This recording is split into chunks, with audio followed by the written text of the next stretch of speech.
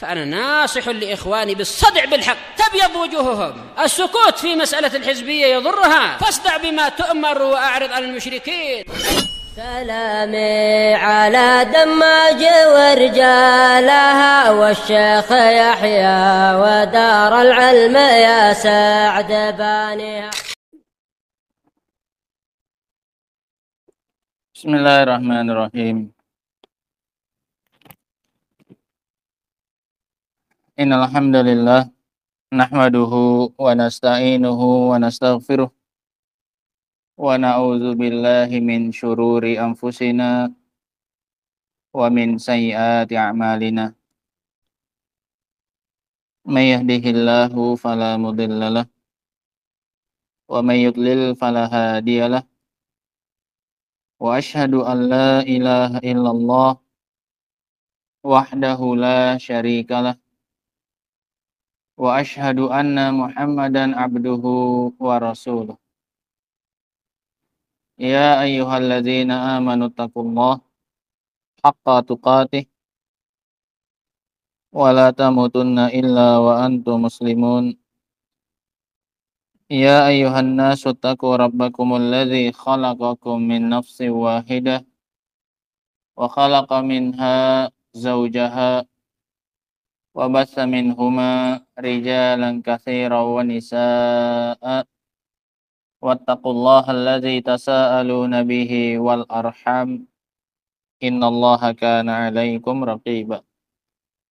Ya ayyuhalladzina amanu taqullaha wa qulu qawlan sadida yuslih lakum a'malakum wa yaghfir lakum dzunubakum wa may yuti'illaha wa rasulahu faqad faza fawzan 'azima. Amma ba'du fa inna asdaqal hadithi kitabullah wa khairal huda huda Muhammadin sallallahu alaihi wasallam wa syarral umuri muhdatsatuha fa inna kulla muhdatsatin bid'ah wa kulla bid'atin dhalalah wa kulla dhalalatin finnar. Wa nafidina azakumullah. Selesai kita dari muqaddimah pembukaan yang disebutkan oleh Asy-Syaikh Shalih Al-Fauzan hafizahullahu taala. Terakhir beliau mengkritik orang-orang yang menyandarkan diri mereka kepada mazhab tertentu dari mazhabnya para ulama, para a'immah, terutama imam mazhab yang 4, baik itu Abu Hanifah ataupun Imam Malik ataupun Imam Syafi'i ataupun Imam Ahmad. Karena penyandaran mereka kepada imam-imam tersebut hanya sebatas penyandaran secara mazhab fikih. Mereka hanya mengikuti imam-imam tersebut hanya dalam permasalahan-permasalahan fikih. Sayangnya mereka tidak mengikuti para imam tersebut dalam perkara akidah. Yang mengaku mazhabnya Hanafi tidak mengikuti akidahnya Imam Abu Hanifah. Yang mengaku bermazhab Syafi'i juga tidak mengikuti akidahnya Imam Syafi'i. Malah mengikuti mazhab atau akidah Al-Imam Abul Hasan Al-Asy'ari. Itu pun yang diikuti adalah mazhab beliau sebelum beliau kembali dan rujuk kepada mazhab Ahlus Sunnah wal Jamaah. Sehingga hal yang seperti ini dikritik. Kenapa mereka hanya menyandarkan diri mereka kepada para imam-imam tersebut hanya dalam permasalahan fikih saja. seandainya lah saja mereka juga menjadikan imam-imam tersebut sebagai panutan mereka dalam permasalahan akidah, niscaya itu akan lebih baik dan lebih selamat bagi mereka dunia dan akhirat. Karena kita tahu pada pembahasan sebelumnya bahwasanya akidah itu adalah pondasi. Jika baik maka perkara-perkara yang lainnya pun akan baik. Namun jika akidahnya itu rusak, maka perkara-perkara yang lainnya pun juga akan rusak. Nah, ini yang terakhir kita bahas. Sehingga ikutilah para imam-imam tersebut tidak hanya dalam permasalahan fikih. Baik itu Abu Hanifahnya, baik itu Imam Maliknya, baik itu Imam Syafi'inya, ataupun Imam Ahmadnya. Tidak hanya diikuti dalam perkara fikih, tapi juga diikuti dalam perkara akidah. Nah, sekarang kita masuk pada inti dari kitab matan Al-Aqidah At-Tahawiyah yang kita bahas. Qala al-Imam Abu Ja'far Ahmad bin Muhammad At-Tahawi rahimahullahu ta'ala. Beliau mengatakan, naqulu fi tauhidillah. Kami berpendapat. Naqulu berpendapat, bukan sekedar berkata. Kami berkata, itu berpendapat, berkeyakinan, gitu. Mengatakan sesuatu yang diyakini. Kami berpendapat dan meyakini fi tauhidillahi dalam perkara mentauhidkan Allah, mu'taqidina, sambil meyakini. Kami berkata sambil meyakini dalam permasalahan mentauhidkan Allah Subhanahu wa taala. Maka kami katakan bi taufiqillah, dengan taufik dari Allah Subhanahu wa taala. Ini kalimat tawadhu. Kalimat kerendah hatian dari beliau. Bahwasanya kami bisa mengatakan seperti ini dan kami bisa meyakini seperti ini, itu adalah berkat taufiknya Allah Subhanahu wa taala. Tanpa taufik Allah Subhanahu wa taala, mustahil seorang hamba bisa berkata kebenaran dan meyakini kebenaran. Itu hanya bisa kita lakukan dengan taufik dari Allah Subhanahu wa taala. Kami katakan dengan meyakini dalam permasalahan mentauhidkan Allah Subhanahu wa taala, innallaha wahidun. Bahwasanya Allah itu adalah satu. La syarika lahu. Tidak ada sekutu baginya. Sekutu itu tandingan. Tidak ada imbangannya. Itu namanya syarik. Tidak ada kawan kongsiannya. Itu siapa? Allah Subhanahu wa taala. Ini matanya ya. Ini yang mau kita jelaskan panjang lebar. Jadi Imam Tahawi mengatakan, kami mengatakan dengan meyakini dalam permasalahan mentauhidkan Allah Subhanahu wa taala, dan ini kami bisa mengatakannya dan meyakininya dengan taufik dari Allah. Apa poin intinya yang mau dideklarasikan ini? Bahwasanya Allah adalah satu. Tidak ada sekutu baginya. Kita baca keterangan yang disebutkan oleh Syekh Shalih Al-Fauzan hafizahullahu ta'ala. Naqulu, maknanya naqulu, kalau secara harfiahnya naqulu itu berkata.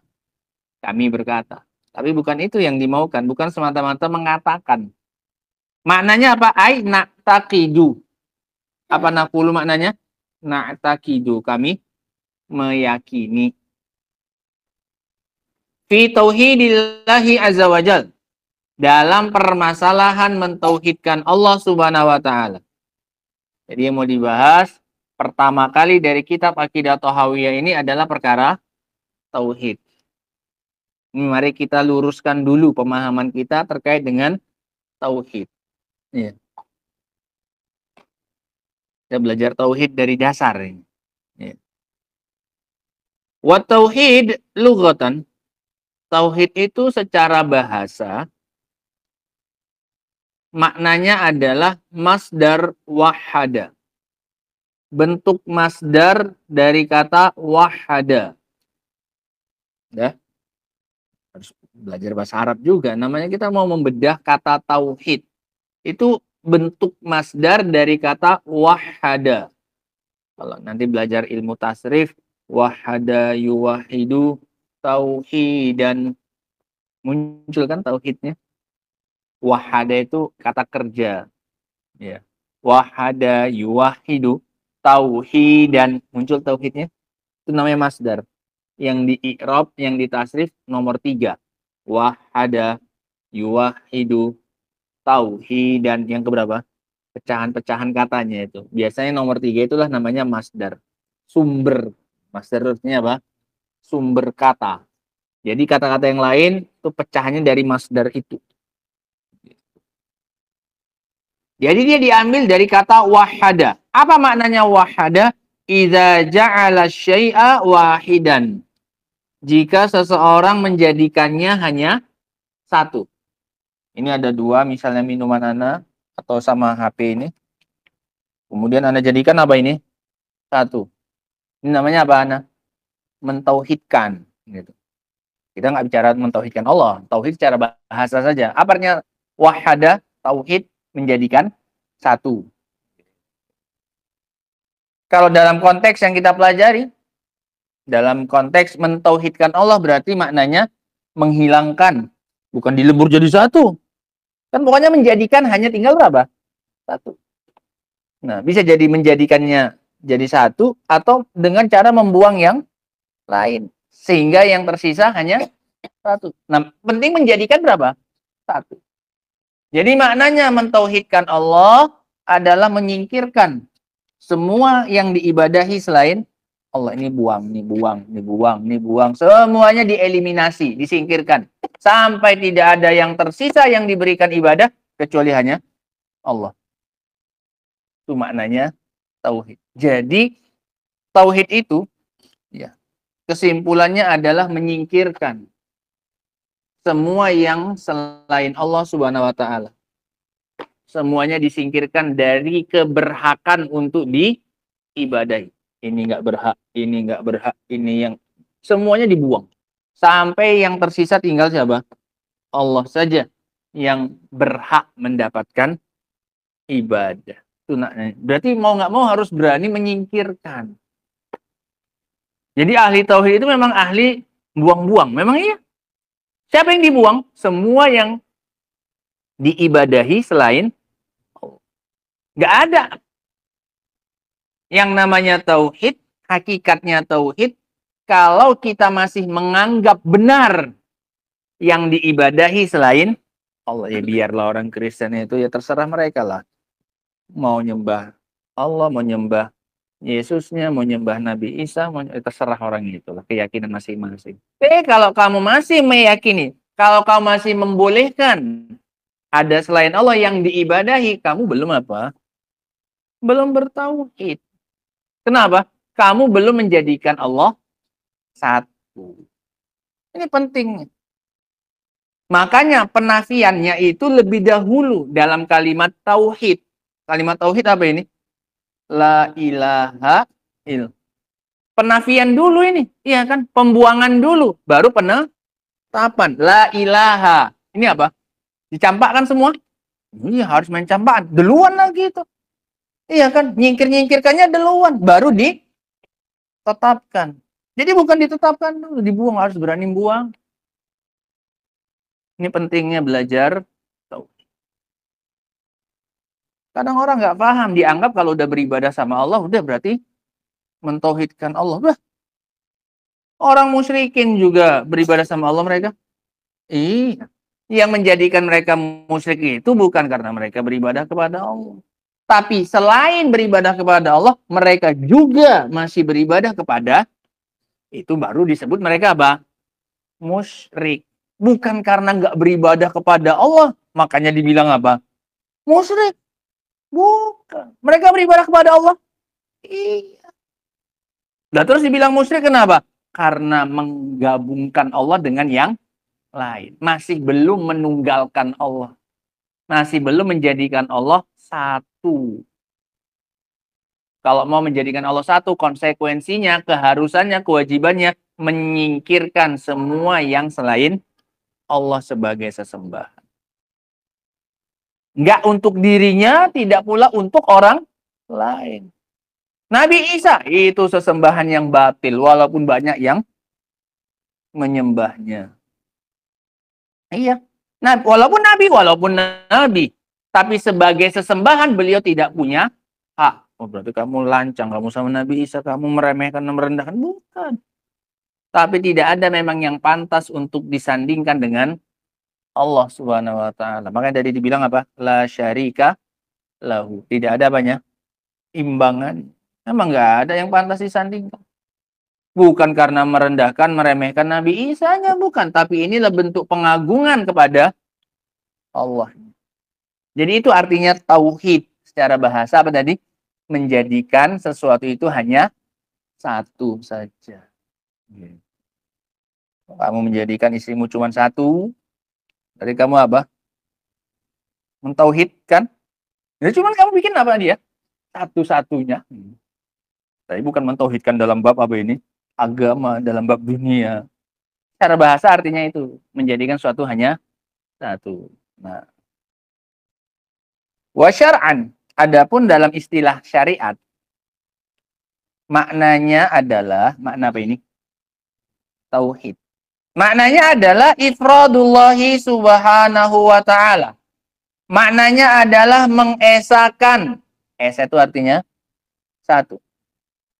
Mengesakan Allah subhanahu wa ta'ala. Menyendirikan. Sendiri ya. Esa kan sendiri. Kalau menyatukan nanti kesannya banyak. Kemudian dilebur jadi berapa? Menyatukan kan gitu kita. Paham ya? Kalau bahasa kita, menyatukan itu kan, ini ada beberapa, kemudian dilebur. Nggak kayak gitu maksudnya. Maksudnya menjadikan sesuatu hanya cuma berapa? Satu. Ini campakkan, ini buang, tinggal yang tersisa satu. Itu maknanya. Menyatukan dalam hal ini, artinya menjadikannya hanya satu. Bukan semua digabung jadi satu, bukan. Gitu. Karena ada yang kayak gitu. Yang menggabungkan semua jadi satu ada? Ada. Akidah apa namanya?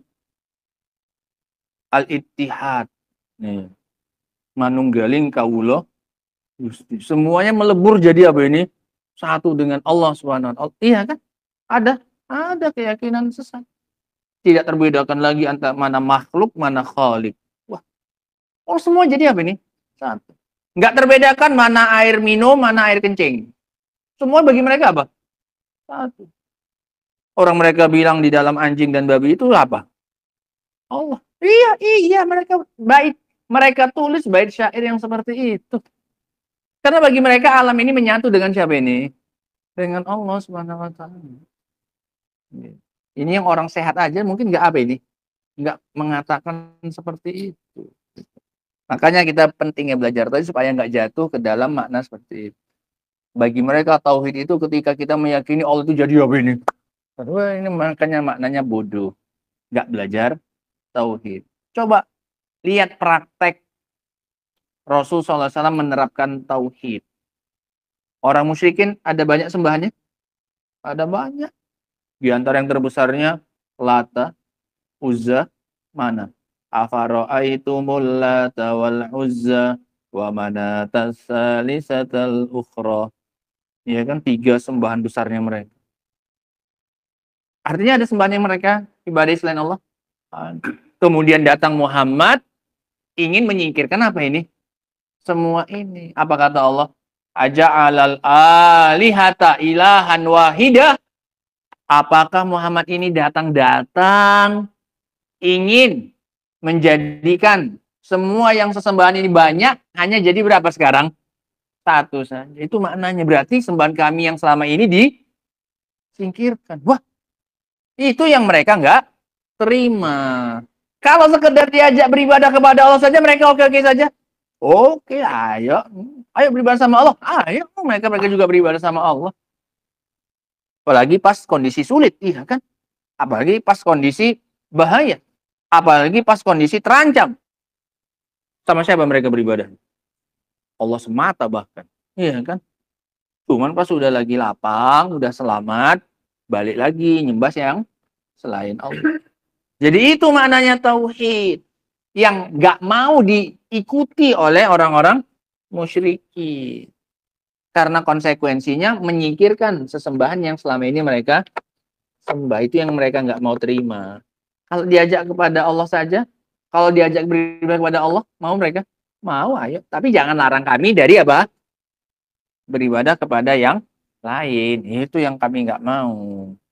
Kalau beribadah kepada Allah, ayo. Nggak ada masalah bagi kami. Gitu. Itu toh Tuhan kami juga. Gitu. Iya. Kalau bahasa sekarangnya nggak kayak gitu. Kalau bahasa sekarangnya ya biarlah masing-masing beribadah sama siapanya? Tuhannya. Yang orang Kristen ya sama Yesusnya. Yang orang Hindu ya sama Tuhannya. Yang orang Buddha ya sama Tuhannya. Kita masing-masing saja. Wah, ini udah tauhid? Belum. Kamu masih mengakui eksistensi sesembahan selain Allah.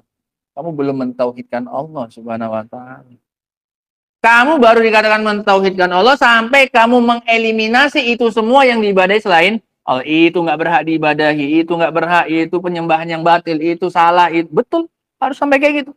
Harus meyakini salahnya, batilnya yang diibadahi selain Allah, harus seperti itu. Minimalnya keyakinan. Kalau tidak mampu disuarakan. Tapi kalau masih meyakini, ditambah lagi dengan mengucapkan, walah, kok berani-beraninya masih mengaku sebagai ahli tauhid. Mafhum ya? Nah. Jadi maknanya secara syar'i adalah ifradullahi. Ingat ini maknanya. Ifradullahi subhanahu wa ta'ala bil ibadah. Maknanya adalah menyendirikan Allah Subhanahu wa taala dalam hal ibadah. Jangan pernah beribadah kepada selain Allah. Jangan pernah meyakini ada selain Allah yang berhak mendapatkan ibadah, yang berhak diibadahi selain Allah. Walaupun kamu nggak melakukannya, tapi kamu meyakini. Kalau aku ya beribadahnya sama Allah. Tapi aku meyakini selain Allah pun boleh diibadah. Nggak boleh juga. Walaupun kamu sendiri nggak beribadah kecuali hanya kepada, tapi kamu dalam hati meyakini, ya yang lain pun boleh, tapi kalau aku lebih milih siapa? Ini nggak boleh juga. Dalam hati juga wajib meyakini Allah satu-satunya yang berhak dan pantas untuk disembah. Loh, tapi ya ada itu yang disembah yang lain-lain itu. Iya, itu sembahan yang batil. Kalau dalam bahasa sehari-hari kita, ilegal. Nggak punya izin untuk disembah. Sembahan yang ilegal. Nggak sah. Gitu. Yang punya hak untuk diibadahi cuman Allah saja. Itu wajib diyakini. Kemudian diikrarkan dengan apa? Lisan. Jadi nggak cukup perbuatan saja kita. Kalau aku cuma nama Allah saja aku. Tapi dalam hatinya masih meyakini. Ya, boleh juga ya sebenarnya. Tapi aku kalau suruh milih, ya aku cuma milih Allah aja. Nggak boleh, nggak boleh. Paham ya? Nah. Watarku ibadati masiwah. Dan meninggalkan peribadatan kepada yang selainnya. Itu maknanya tauhid. Menyendirikan, mengesahkan Allah Subhanahu wa taala dengan ibadah dan meninggalkan peribadatan kepada selain Allah, baru kamu dikatakan ahli tauhid. Selesai dari pembahasan yang pertama, definisinya ini kan, pengertiannya, baik secara bahasa maupun secara apa tadi? Syariat. Sekarang pembahasan yang berikutnya. Wa aqsamuhu, dan macam-macamnya. Macam-macam tauhid, jenis-jenisnya. Ada berapa macam, Hamzah? Jenis tauhid? Banyak, ada 5. Dari mana 5-nya ini? Ada berapa macam, Bang Denny? Jenisnya tauhid? 3. Apa aja itu? Tuh, mana? Itu bukan jenisnya, itu pengertiannya tadi. Asmar, ada berapa jenis tauhid, Asmar? 3 juga. Apa? Tauhid rububiyah, tauhid uluhiyah, dan tauhid asma wa sifat. Masya Allah. Yang bisa sekolah aja. Karena nggak sekolah, makanya. Kok ada yang suruh abi ngantar itu. Bibi ngantar bibi. Udah? Jenisnya ada berapa, Hamzah? Ulangi, Hamzah. Ditengoknya tangannya. Berapa? 3. 3 jenis tauhid. Dihafal, Hamzah ya? Ada berapa jenisnya tauhid? 3. Tadi kalau artinya tauhid apa? Beribadah hanya kepada Allah saja. Iya. Saja, ada sajanya. Ya, kalau beribadah pada Allah saja udah tauhid. Kalau beribadah sama Allah, kalau beribadah kepada Allah udah sampai gitu aja, ya gitu. Gitu saja. Udah tauhid itu? Belum. Ya, karena masih ada kemungkinan dia juga beribadah sama yang nah. Jenisnya ada 3. Bil istiqra, secara penelitian, sama istiqra. Jadi kalau ditanya, mana dalilnya yang mengatakan tauhid itu 3? Mana ayatnya? Mana hadisnya? Enggak ada hadis. Bahwasanya Nabi mengatakan tauhid itu ada 3, enggak ada. Dalilnya adalah istiqra. Apa itu? Penelitian. Apa yang diteliti? Min kitabillahi wa sunnati rasulihi sallallahu alaihi wasallam. Penelitian dari dalil-dalil Al-Quran dan sunnahnya Rasul sallallahu alaihi wasallam. Jadi para ulama itu bikin penelitian, dikumpulkan semua dalil-dalil, baik dari Al-Quran maupun dari hadis yang berkaitan dengan tauhid. Ya, dari penelitian itu keluar kesimpulan. Hasil akhirnya, oh ternyata semua tauhid nggak keluar dari berapa ini? 3. Paham maksudnya ya? Gitu. Jadi dari hasil penelitian para ulama terhadap Al-Quran ataupun hadis yang berkaitan dengan masalah tauhid, ternyata mereka selidiki, mereka dapati tauhid cuma berapa? 3. Itu namanya istiqra. Wahada ma taqarrara alaihi madhabu ahli sunnati wal jamaah.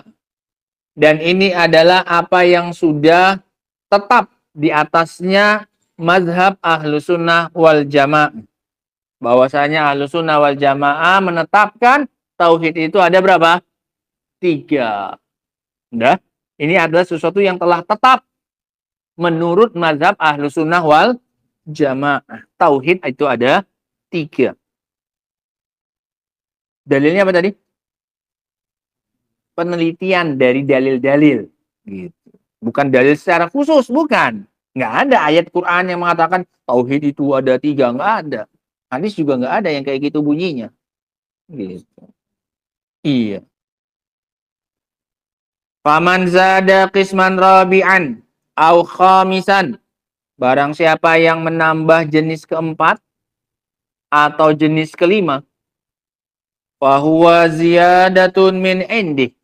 Maka itu adalah tambahan dari dirinya sendiri. Ngarang-ngarang aja. Gitu.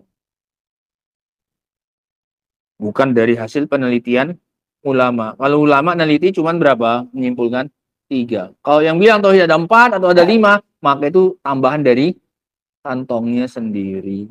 Nah.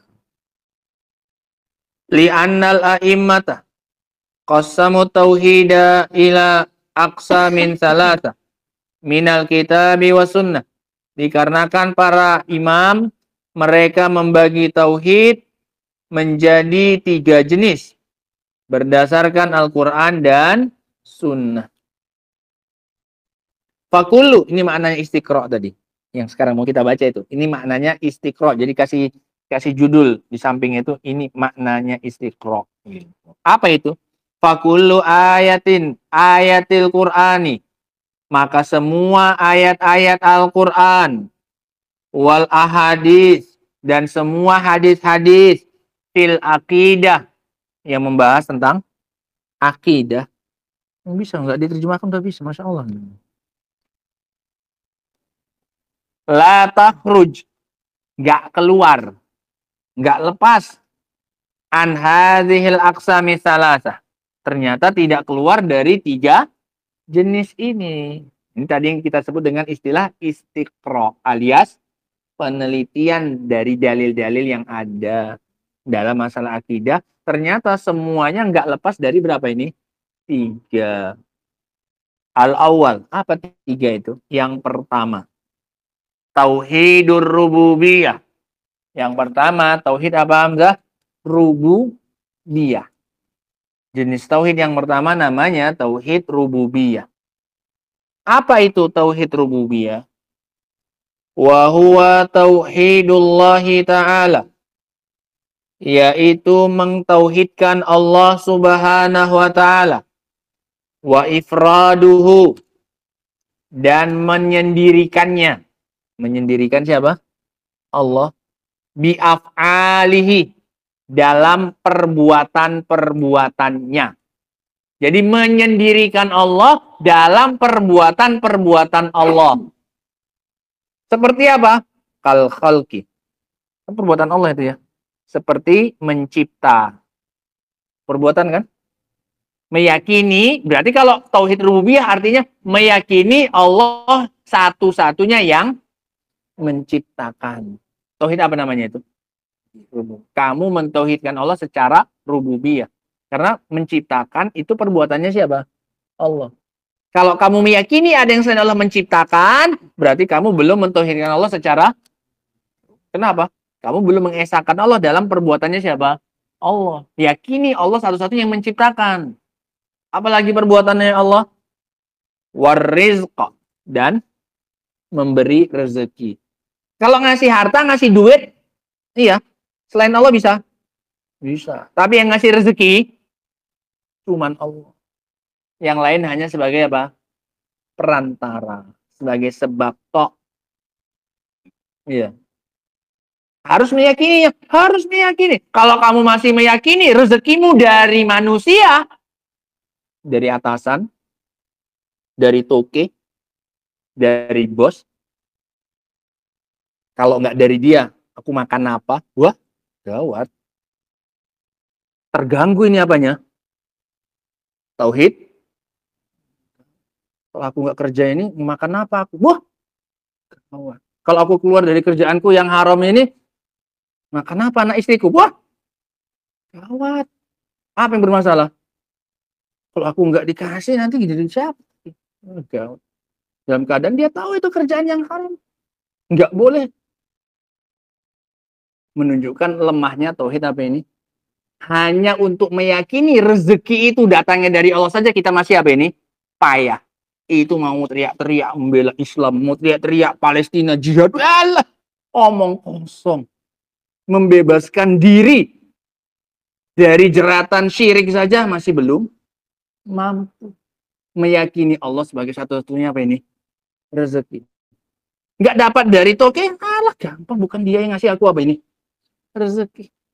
Nanti nggak ada orang mau beli daganganku. Walah, yang ngasih rezeki bukan siapa? Bukan pembeli. Bukan pelanggan. Bukan yang pakai jasamu. Bukan atasanmu. Bukan bosmu. Bukan manajermu. Masalah apa ini? Sepele ya. Kenapa kita tekankan di sini? Karena ini yang jadi sumber kekhawatiran banyak manusia. Manusia rela menempuh yang haram. Manusia berat meninggalkan yang haram. Gara-gara takut masalah apa ini? Rezeki. Betul ya? Betul? Betul. Tahu haram? Tahu. Tapi kalau nggak dari situ, dari mana saya nanti apa? Makan. Kalau nggak digaji, saya dari mana saya dapat duit? Loh? Mana? Allahnya mana? Sebagai sang pemberi apa ini? Ini masalah tauhid, bukan masalah sepele. Masalahnya, tauhid ini nanti akan disebutkan entah di sini atau setelahnya. Tauhid ini, rububiyah ini tauhid yang diakui oleh orang-orang musyrikin. Mereka nggak bermasalah dalam masalah tauhid apa ini? Rububiyah. Mereka meyakini yang menciptakan, yang apa segala macam itu cuma siapa? Yang menurunkan hujan. Mereka yakini itu. mereka nanti bermasalahnya di tauhid apa? Uluhiyah nanti. Gitu. Maka coba ini kita apa kan? Kita benahi dulu. Masalah apa? Tauhid. Semua perbuatannya Allah itu diesakan Allahnya. Tadi menciptakan. Kalau ini mungkin banyak yang selamat lah ya kan. Rata-rata kita kalau ditanya siapa yang menciptakan, insya Allah masih meyakini siapa ini? Allah. Tapi kalau masalah rezeki, walaupun mulut mengatakan rezeki dari Allah, tapi pas kenyataan berhadapan di lapangan, ciut mental. Gawat ini. Selama ini saya dapat rezeki dari situ. Kalau saya tinggalkan, tertutup apanya? Pintu rezeki, wah gawat. Perlu dikoreksi apanya? Tauhid rububiyah. Kalau nggak direvisi. Syukur-syukur nggak direstart. Ya. Betul ya. Nah, makan nggak makannya kita itu tergantung siapa? Allah. Nggak masak maaf cakap. Ya. Ikan di lautan. Ini sering kita jadikan contoh. Iya. Cacing di dalam tanah. Atau burung yang di udara. Hidup. Makan. Cacing itu ya. Cacing di tanah yang padat. Kadang kita nyangkol. Keluar cacing. Sehat cacingnya. Gemuk-gemuk. Gemuk-gemuk. Padat. Mana yang dimakan pun apa? Iya kan. Hidup ya. Ternyata hidup. Bahkan pas sudah kita keluarkan malah loncat-loncat. Pokoknya semangat sekali gitu. Nggak lemes gitu. Nggak makan di dalam tanah. Gitu. Nggak ada gayanya. Atau tiba-tiba di jalan jatuh burung dalam keadaan apa ini? Lapar mau tewas ini burungnya. Nggak ada kayaknya. Kalau pas jatuh karena ditembak oleh siapa ini? Oleh pemburu-pemburu ini. Ya, pemburu-pemburu ulung. Jatuh sana sini jatuh. 10 nembak yang jatuh 1. Masih amatir. Kalau udah profesional nembak 1 jatuh 2. Jadi kan nggak rugi hitungannya. Nembak 10 jatuhnya 1 rugi hitungannya. Banyakan keluar modalnya, mending beli aja, beli ayam kayak beli burung kayak langsung udah jadi. Nah, burung. Apa kata Rasul tentang tawakalnya burung? Tagdu himasan wataruhu bitonan. Pagi-pagi keluar dari sarangnya dalam keadaan perut kosong. Sore-sore pulang ke sangkarnya perut udah. Pernah nengok makannya burung? Yakin nggak pernah? Selain yang di kandang ya, selain yang di sarang, pernah nengok di mana makannya? Masa ada warung di atas? Dari mana coba? Siapa yang ngasih makannya itu loh burung. Itu yang kelihatan ya itu. Iya. Hamzah pernah nengok burung makan? Pernah. Selain yang di sarang? Nggak pernah kan? Ya, kalau di sarang ya iyalah. Di situ makanannya, tinggal matok aja nih. Hah? Pernah nengok rumahnya? Makan apa dia di pohon? Apa itu makan kayak bunga apa itu? Ah masa? Dia makan itu? Jambu apa? Wah kalah kalian sama Bang Denny. Bang Denny pernah memperhatikan burung makan itu di pohon. Apa nengok di flora dan fauna itu? Oh di TV-nya. Kira nengok langsung. Udah semangat. Kirain pernah nengok lah. Wah ini berudut pemerhati ya kan. Mau ngambil pelajaran dari sekitar. Rupanya nengok dari situ. Nggak pernah kita saksikan langsung. Ya. Tapi hidup. Liar ya. Liar. Ya. Siapa yang ngasih makan? Masa kalau untuk hewan yakin Allah. Untuk diri sendiri apa? Itu kan hewan. Kalau awak itu yang nggak sholat itu istilahnya. Yang nggak beribadah. Yang nggak menjalankan ketaatan. Yang zahirnya kan nggak ada ya kan. Nggak ke masjid, nggak sholat berjamaah. Iya kan? Makan. Kalau urusan makan. Jangankan yang kayak gitu. Oh, yang kafir aja, yang nggak bertuhan pun, yang komunis, yang ateis pun kasih makan. Makanlah ini masa yang tiap hari sholat, tiap hari berdoa katanya kepada Allah. Masa nggak yakin dikasih apa? Dikasih hidup, dikasih rezeki lagi mana ini? Aneh. Di depan mata kita yang kafir. Iya. Dikasih makan sama Allah. Yang nggak sholat pun dikasih apa? Yang nggak sholat, orang loh orang. Makan juga. Mau cakap, yang nggak ada akalnya makan. Orang gila, makan ya. Makan, orang gila tuh makan. Caranya masing-masing lah, terserahnya Allah. Tapi makan. Itu yang nggak ada akalnya, yang setengah telanjang, yang full telanjang pun ada. Makan tapi. Makan ya. Terlepas dari mana caranya. Entah dikasih orang atau ngeleles. Atau makan. Nah kok bisa yang waras, yang sehat,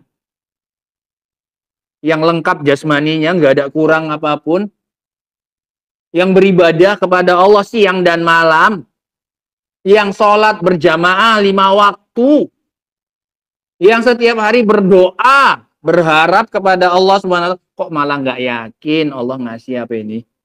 Rezeki ketika meninggalkan yang haram. Iya kan?